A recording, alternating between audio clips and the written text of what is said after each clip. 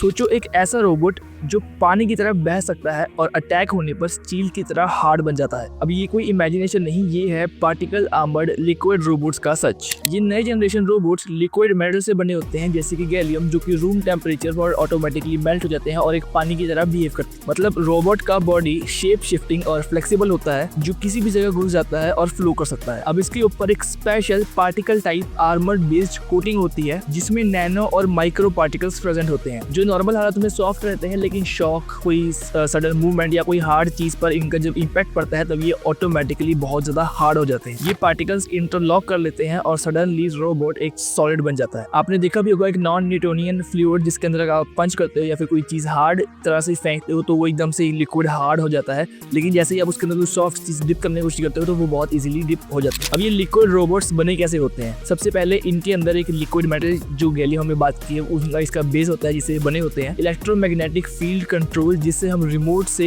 AI robot को move करवा सकते हैं अलग अलग जगहों पर। और इसके ऊपर स्पेशल पार्टिकल लेयर जो होती है, जो कि नैनो और माइक्रो पार्टिकल से बनी होती है। साथ ही साथ में इसके ऊपर सेंसर्स लगे होते हैं, जो कि किसी भी सडन मूवमेंट या हार्श एनवायरनमेंट के अंदर एक्टिवेट हो जाते हैं और उन पार्टिकल्स को इंटरलॉक कर इस रोबोट को सॉलिड हार्ड बनाते हैं। अब इन रोबोट्स का फ्यूचर कहाँ पर है या फिर ये रोबोट्स एग्जैक्टली किस चीज़ों में होते हैं? सबसे पहले मिलिट्री के अंदर इनका बहुत खास होता है, जिसकी वजह से ये किसी की बेस कैंप या फिर किसी की सीक्रेट प्लेस पर बहुत ही स्लाइटली मूव हो जाते हैं और ये डिटेक्ट भी नहीं होते। साथ ही साथ में ये मेडिकल टर्म्स में बहुत यूज होते हैं, जहाँ पर आपकी नैनो पार्टिकल, जहाँ पर हम नॉर्मली एक ह्यूमन बीइंग अपनी सर्जरी पॉसिबल नहीं कर सकता, वहाँ पर हम लिक्विड मेटल को एक बहुत ही पतली स्ट्रिंग के रूप में पतला कर वहाँ पर भेज देते हैं। इसकी वजह से वहाँ की क्लॉटिंग या फिर कोई भी चीज़ हो रिमूव भी की जाती है और वहाँ पर उन चीज़ों को ठीक भी किया जा सकता है। इसके साथ साथ सर्च एंड रेस्क्यू, जैसे कि कहीं पर कोई बिल्डिंग क्रैश कर जाती है या फिर कोई भी एक ऐसा एरिया जहाँ पर नॉर्मली सर्च पॉसिबल नहीं होता, वहाँ पर इन रोबोट्स को भेजा जा सकता है, जिसकी वजह से बहुत छोटी छोटी जगहों पर भी जाकर ये सर्च कर सकते हैं और हमें वहाँ से डाटा भेज सकते हैं। साथ ही साथ में ये स्पेस मिशन के अंदर भी बहुत अहम रोल निभाते हैं। ये रोबोट्स अभी प्रोटोटाइप बेसिस पर है, लेकिन बहुत सारी कंट्रीज ने इसके ऊपर काम करना शुरू कर दिया और कुछ हद तक अचीवमेंट्स भी